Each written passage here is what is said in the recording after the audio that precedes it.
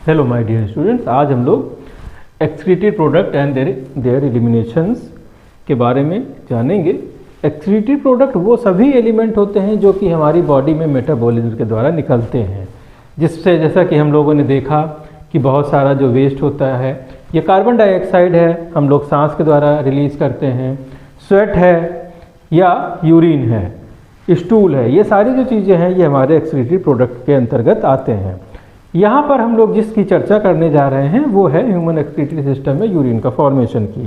Human excretory system जो होता है ये मेटाबॉलिक वेस्ट है जो कि बनता है जब हम होम्योस्टैसिस मेंटेन कर रहे होते हैं। तो बॉडी की बहुत सारी जो प्रोसेसेस होती हैं जो कि मेटाबॉलिक एक्टिविटी होती हैं, उसमें बहुत सारे ऐसे प्रोडक्ट बनते हैं जो कि हमारी बॉडी में अगर रुक गए तो वो हमको हार्म कर सकते हैं। तो ऐसे प्रोडक्ट्स को बाहर निकालना बहुत ज़्यादा ज़रूरी होता है। यहाँ पर जो प्रोडक्ट बनते हैं वो या तो यूरिया होगा या यूरिक एसिड होगा, क्रिएटिनिन होगा। तो इसके आधार पर जो एनिमल होता है उसको हम लोगों ने बांटा है, इसके बारे में हम लोग पहले भी समझ चुके हैं। तो यूरिया जो होता है वो प्रोटीन मेटाबॉलिज्म से आता है और यूरिया का फॉर्मेशन उस जगह पर होता है जहाँ पर पानी जो है वो मॉडरेट है, ना बहुत ज़्यादा है और ना बहुत कम है। जहाँ बहुत ज़्यादा होता है वहाँ अमोनिया और जहाँ बहुत कम होता है वहाँ यूरिक एसिड का फॉर्मेशन होता है।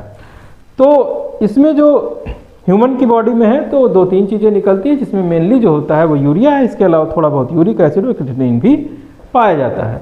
साथ में निकलते हैं इसमें बहुत सारा पानी होता है और कुछ साल्ट एलिमेंट होते हैं।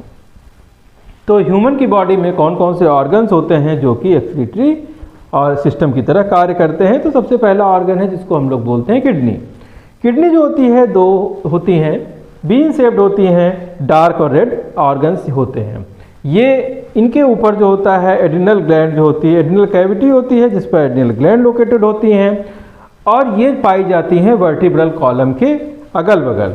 राइट किडनी जो होती है वो स्लाइटली जो है लेफ्ट वाले से थोड़ी सी छोटी होती है या नीचे डाउन होती है। इसकी जो लंबाई होती है वो 10 से 12 सेंटीमीटर की होती है और इसका जो स्ट्रक्चर होता है तो इसके स्ट्रक्चर में कुल मिलाकर 3 भाग पाए जाते हैं, 3 रीजन है। पहला होता है रीनल कॉर्टेक्स जो कि आउटर लेयर होती है, यहाँ पर ग्लोमेरुलाई पाए जाते हैं और बोमेन कैप्सूल पाए जाते हैं और ये जो साइट है ये होती है अल्ट्रा फिल्ट्रेशन की साइट। वहीं पर रीनल मेडुला जो होता है वो अंदर के पोर्शन में पाया जाता है और ये कंटेन करता है पिरामिड्स और ये कंसंट्रेशन ऑफ यूरिन के लिए हेल्प करते हैं। वहीं पर रीनल पेल्विस जो होती है वो फनल शेप्ड स्ट्रक्चर होता है और कलेक्ट करता है यूरिन को और पास करता है ये फिर यूरेटर को। यूरेटर जो होते हैं वो 2 नैरो मस्कुलर ट्यूब्यूल्स होते हैं जो कि यूरिन को ले करके जाते हैं किडनी से और यूरिनरी ब्लैडर तक का ये रास्ता देते हैं। ये एक प्रकार का पेरिस्टाल्सिस मूवमेंट होता है जो कि एक क्रमानुकंचन गति होती है। यूरिनरी ब्लैडर जो होते हैं वो मस्कुलर होते हैं, इलास्टिक सैक होते हैं और यूरिन को टेम्परेरीली जो है ये स्टोर करने के काम आते हैं और ये एक बार में लगभग 300 से 500 ml तक की यूरिन को ये होल्ड करने का काम कर लेते हैं। इसके बाद होती है यूरेथ्रा। यूरेथ्रा जो होती है एक प्रकार की ट्यूब होती है जो कैरी करती है यूरिन को और यूरिनरी ब्लैडर से ये बाहर रिलीज करने का काम करती है। वहीं पर ये जो इंस्फिंक्टर मसल्स होती हैं वो यूरिन के फॉर्मेशन यूरिन को कंट्रोल करने का काम करती हैं। ये लॉन्गर होती हैं मेल में और फीमेल में ये शॉर्टर पाई जाती हैं। अब बात करते हैं नेफ्रॉन्स की। तो जो नेफ्रॉन्स होते हैं वो स्ट्रक्चरल और functional unit of the kidney है। ये एक किडनी में लगभग 1 मिलियन नेफ्रॉन पाए जाते हैं।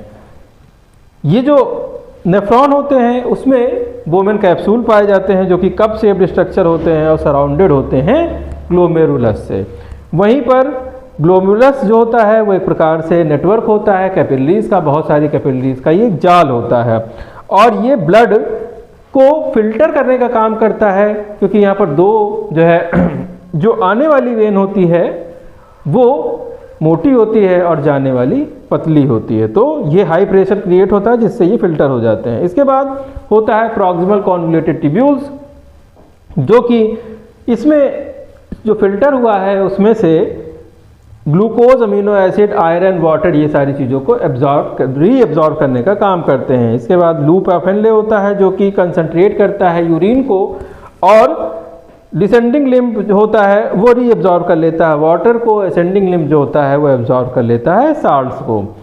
इसमें डिस्टल कॉन्वोल्यूटेड ट्यूब्यूल्स पाई जाती हैं जो कि सेलेक्टिव रीअब्जॉर्प्शन करती हैं और सिक्रीशन भी करती हैं। इसके बाद होती है कलेक्टिंग डक्ट जो कि कलेक्ट करती है यूरिन को जो है बहुत सारे नेफ्रॉन से, और ले करके जाती है यूरिन का ही फॉर्मेशन करती है। इसका जो डिटेल वीडियो है एक्सक्रीटरी सिस्टम में आपको दिया हुआ है, उसमें आप विद डायग्राम इसको देख सकते हैं।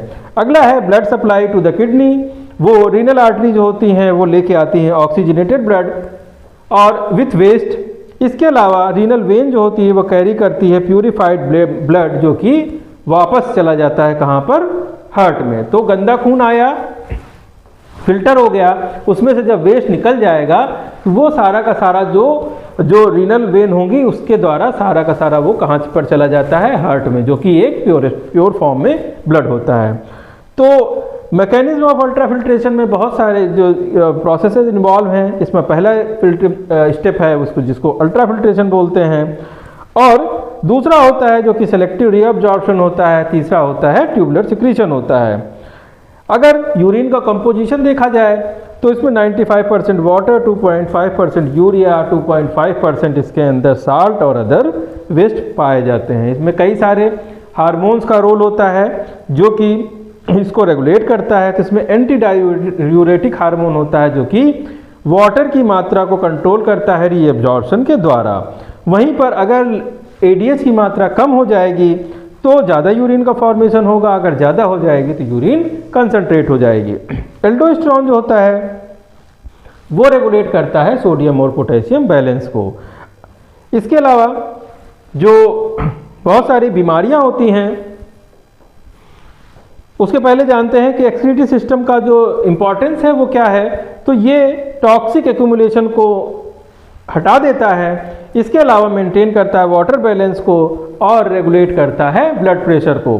साथ ही साथ ये एसिड बेस बैलेंस को भी बनाने का काम करता है। एक्सक्रीटरी डिसऑर्डर्स जो होते हैं वो किडनी स्टोन हो सकता है, यूरेनिया और नेफ्रेसिस और रीनल फेल्योर, ये सारी बीमारियां एक्सक्रीटरी सिस्टम में होती हैं। Thank you.